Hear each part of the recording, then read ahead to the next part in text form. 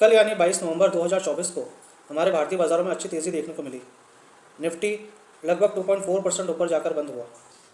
इतने दिनों से जो सेल ऑन राइज की स्ट्रेटजी बाज़ार में चल रही थी वो थमती नज़र आई और बाज़ार जो सुबह से पॉजिटिव 22 में था वो दिन के हाईएस्ट पॉइंट के करीब जाकर ही बंद हुआ। तो इस तेज़ी के पीछे रीजंस क्या थे, इस वीडियो में हम ये समझने की कोशिश करेंगे और साथ ही ये भी देखेंगे क्या निफ्टी के लिए आउटलुक अब बदल चुका है। तो निफ्टी में जो तेज़ी हुई है उसके पीछे 3 से 4 कारण बताए जा रहे हैं। पहला तो ये कि जो टेक्निकल बाउंस के कारण ये निफ्टी बढ़ा। टेक्निकल एक्सपर्ट्स ये कह रहे हैं कि निफ्टी ओवरसोल्ड जोन में चला गया था, इसलिए टेक्निकल बाउंस के कारण बढ़ा। दूसरा, अडानी ग्रुप के शेयर्स में जो सेलिंग हुई थी वो थमती दिखी और उसके कारण भी बाजार संभला। तीसरा, महाराष्ट्र में जो स्टेट असेंबली के इलेक्शंस हुए उसमें बीजेपी अलायंस की सरकार बनने जा रही है, इसके कारण भी बाजार को स्ट्रेंथ मिली।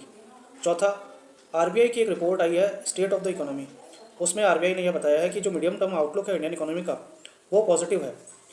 इसे भी बहुत बड़ा कारण मैं मानता हूँ। हो सकता है बाजार का इसकी तरफ ध्यान गया हो या ना गया हो, लेकिन मेरे हिसाब से ये बहुत बड़ा कारण बनता है। तो आरबीआई ने ऐसा क्यों कहा कि जो मीडियम टर्म आउटलुक है वो बुलिश रहेगा?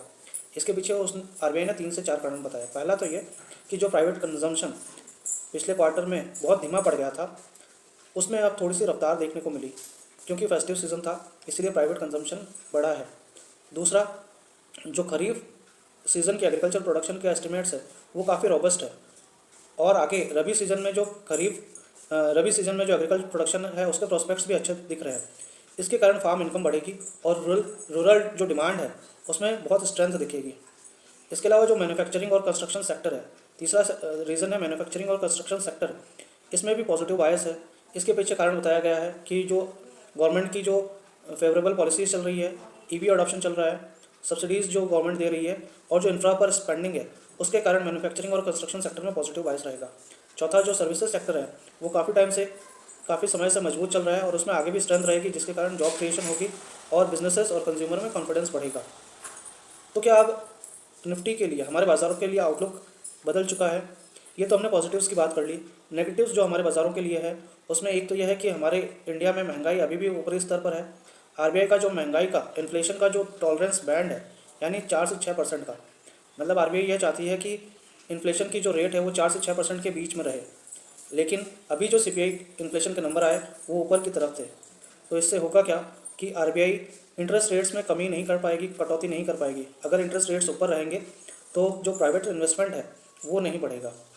जो प्राइवेट इन्वेस्टमेंट है, अभी जो रिपोर्ट आई आरबीआई की स्टेट ऑफ द इकोनॉमी, उसमें भी प्राइवेट इन्वेस्टमेंट के जो जुलाई सितंबर क्वार्टर के जो नंबर्स आए हैं उससे ये पता चल रहा है कि प्राइवेट इन्वेस्टमेंट अभी भी सुस्त है, उसमें कोई पिकअप नहीं देखने को मिला है।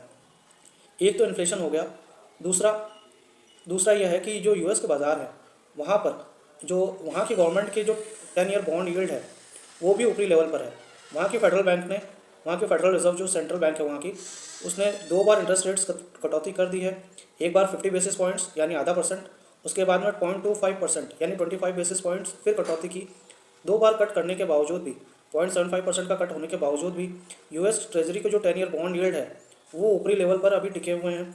अगर उनमें कमी नहीं आती है तो यह बाज़ार के लिए चिंता का विषय रहेगा। हमारे यहाँ भी इंडियन गवर्नमेंट को जो 10 ईयर बॉन्ड यील्ड है वो भी ऊपरी लेवल पर है।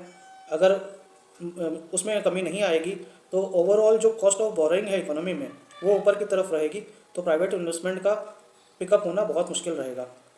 एक और बड़ा फैक्टर है, जो यूएस गवर्नमेंट का डेट लेवल है वो बहुत अलार्मिंग लेवल पर जा पहुंचा है। उसको कम करने के लिए अगर प्रयास नहीं किए गए तो वो अभी नहीं तो 3 महीने 6 महीने में कभी भी बाज़ार के लिए बहुत बड़ा सरदर्द बन सकता है। उसके कारण बाज़ार के लिए आउटलुक नेगेटिव रहेगा।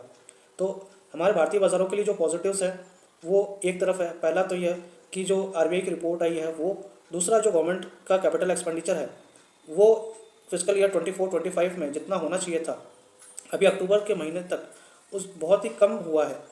तो अगले 4-5 महीनों में कैपिटल एक्सपेंडिचर में, इंडियन गवर्नमेंट के कैपिटल एक्सपेंडिचर में जब तेज़ी आएगी तो वो बाज़ार को सहारा देगा। लेकिन नेगेटिव्स में हमारा इन्फ्लेशन, हमारे इंडियन गवर्नमेंट के बॉन्ड यील्ड और यूएस ट्रेजरी के 10 ईयर बॉन्ड यील्ड और यूएस गवर्नमेंट का डेट, ये 4 नेगेटिव है। तो पॉजिटिव्स एक तरफ और नेगेटिव्स एक तरफ, इनके बीच में क्या इंटरप्ले होता है, कौन सा फैक्टर ज़्यादा स्ट्रॉन्ग रहता है, उसके अकॉर्डिंग ही हमारे बाज़ार को हमें देखना चाहिए, उसके अकॉर्डिंग ही हमें ट्रेडिंग करनी चाहिए। Thank you.